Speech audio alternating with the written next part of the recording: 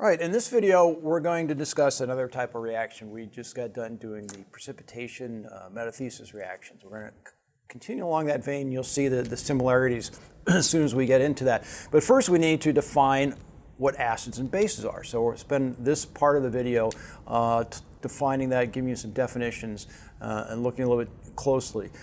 So acids. What are acids? Well, there's actually three definitions you'll learn as you get into more chemistry. The oldest one is called the Arrhenius, named after Arrhenius definition. And Arrhenius said that acids are anything that increase the concentration of the H plus ion in solution. Solution meaning aqueous, remember? So probably the more accurate way to write that is this. Okay. Now, there's another definition of acid, and goes like this. The Bronsted-Lowry definition says an acid is a proton donor. Well, what is a proton? Well, that's a proton, H plus. Why is that? Why? The hydrogen atom has one proton and one electron, no neutrons. And so if we knock that electron out, this thing becomes positively charged, and we call it a proton. It's essentially a proton. All right, so proton donor. So it's any compound that gives up a proton to something else. All right, so let's look at some examples. We also have to distinguish between what's a strong acid and a weak acid. Strong acid is what? It's something that dissociates 100% in water. By the way, before I do that, let me remind you that when you covered nomenclature, for inorganic acids, the way you recognize a chemical formula as being an acid is that hydrogen is the first element written. So it could be HX, HA, and that X or A could be some complex formula. But when you see that hydrogen first, that's the proton that comes off. All right. All right, so strong acid, 100% dissociation. Here's hydrochloric acid, which in its pure form is actually a molecular compound, right? There's no metals in here. This is a non-metal, non-metal. Okay, but when that hits water, let's pretend we've got a little barrier there. Okay, and when we lift it up, when we're done, that's what you have. In other words, there's no more of the undissociated acid left. It's completely 100% dissociated. So we write this. All right. By the way, and you'll learn about this in second semester Gen Chem, in reality, H plus does not exist in solution. What happens is it protonates a free water molecule and you get this. And that's called the hydronium ion. So keep that in mind. But for brevity's sake, we just write the H plus. All right. All right, so strong acid, 100% dissociation. And therefore, they're classified as strong electrolytes. Why? Because the H plus and the whatever the anion is, that allows the flow of electricity, conduction of electricity through the aqueous solution. All right. Weak acid. Weak acid partially dissociates in water. So here's an example. This is acetic acid. This is an acid you'll come to know better later semesters, especially organic chemistry. It's an organic acid. Okay. But again, don't get confused by this C2H3O2. That's just the other part of the molecule. The business end of it is that hydrogen. That's the proton. So that's why we write it that way. All right. When we put this in water, again, we've got our little gate here, and we lift that up. What we have left over is this, meaning that most of the acid stays stuck together. And we call that undissociated or unionized. A little bit of it dissociates and we get the proton floating around in the anion. Notice the double-headed arrow. That implies an equilibrium, which you'll come to know and love when you take second semester Gen Chem. All it means is that after this thing sits in water, really it gives up a little bit of the proton, but most of it sits around as the undissociated. And when one of these dissociates and goes in this direction, you have these two coming together and going in that direction. Okay.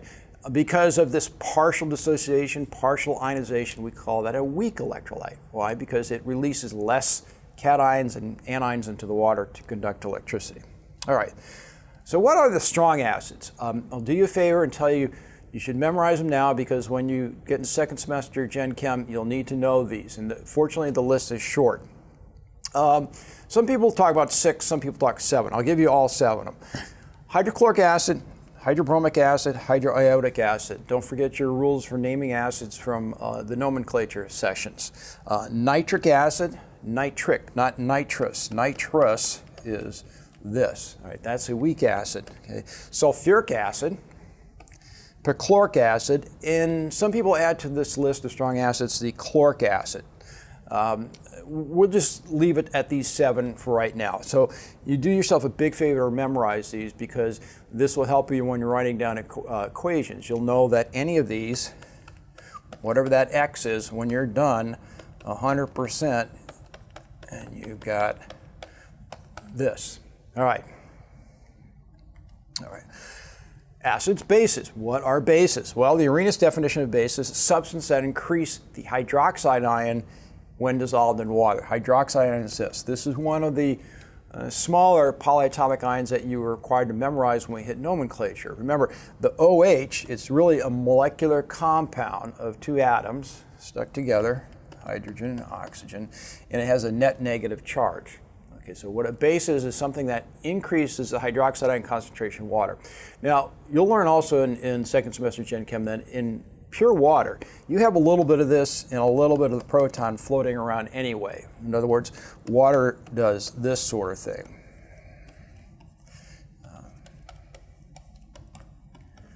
All right, it's called autoionization. So even in pure water, you've got some hydroxide ion floating around, you've got some hydronium ion floating around. It's a very small amount, so I thought I'd mention that. Okay, but a base ups the level of the hydroxide ion concentration. Another definition for base is the Bronsted-Lowry, and that's a proton acceptor. Why is that? Well, look at this. If that hydroxide is floating around and here's a proton, it's going to grab it and go in this direction. Now you've got water. So anything that accepts a proton or extracts a proton, think of strong bases as a proton grabber or ripper. All right. So let's talk about strengths. Again, strong bases are something you need to memorize.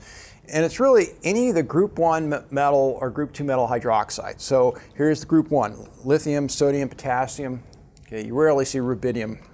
Group 2, magnesium hydroxide, calcium hydroxide, strontium hydroxide. Remember, the group 2 metals are a +2 charge, and therefore you've got 2 hydroxides that dissociate from this. Okay. Unlike acids, these are considered ionic, right? Remember the difference between ionic and molecular. Ionic is a metal. Ionic is a metal plus a non-metal anion, or a polyatomic anion. All right. So you can see where these bases are ionic compounds. They all lead off with a metal. All right. So just keep that in mind. Keep any group 1 or group 2 metal hydroxide as a strong base. Now here's the little caveat for you. We said strong electrolytes, weak electrolytes. It turns out that the group 2 hydroxides don't fully dissociate water. They're not fully soluble. And by that criteria, we should call them weak bases. But in reality, we side them with strong bases because of that hydroxide. All right. Okay. How about weak bases? What is a weak base? A weak base is still a proton acceptor. So let me give you the classic example with ammonia. This is probably the only one you're going to need to deal with in this class. Here's my ammonia, okay, floating around water. We lift the gate. Here's our little gate again.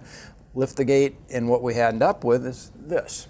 Okay, so notice what we have. This is all in the same solution. We have some remaining ammonia. We call that unionized ammonia, because notice it has a neutral charge.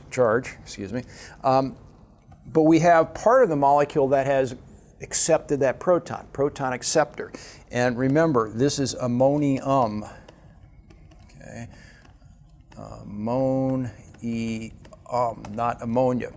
And there's your hydroxide. So after the ammonia has taken a proton from water, you get ammonium, and what's left over is the hydroxide. So there's that Arrhenius definition of the elevation of the hydroxide level. Okay. But because this occurs at a sort of a low level, meaning most of the compound, the ammonia in solution, is the unionized form, which doesn't conduct electricity. What you have, the ammonium and hydroxide, that will conduct electricity but we call that a weak electrolyte. All right, so let me summarize. This is a table that we had gone through before with electrolyte, strong, weak, and by compound classification. Okay, ionic compounds. Okay, we said for ionic compounds, the table that was in your book said all of them are strong electrolytes. And I said, no, hold up. Only the fully soluble ones, anti-soluble. The partially soluble or sparingly soluble ionic compounds, so say silver chloride, all right, that's considered a weak electrolyte. All right.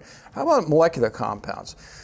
We're going to add strong acids to that. So for instance, HCl, HBr, and our other list of 7.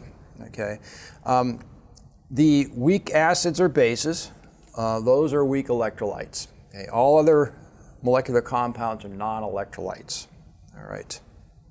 So remember that we include the strong bases as ionic compounds because of that metal hydroxide pairing. All right. So that concludes this section. The next video, we're going to stay with acids and bases, but the subsection is this neutralizing reactions and salts.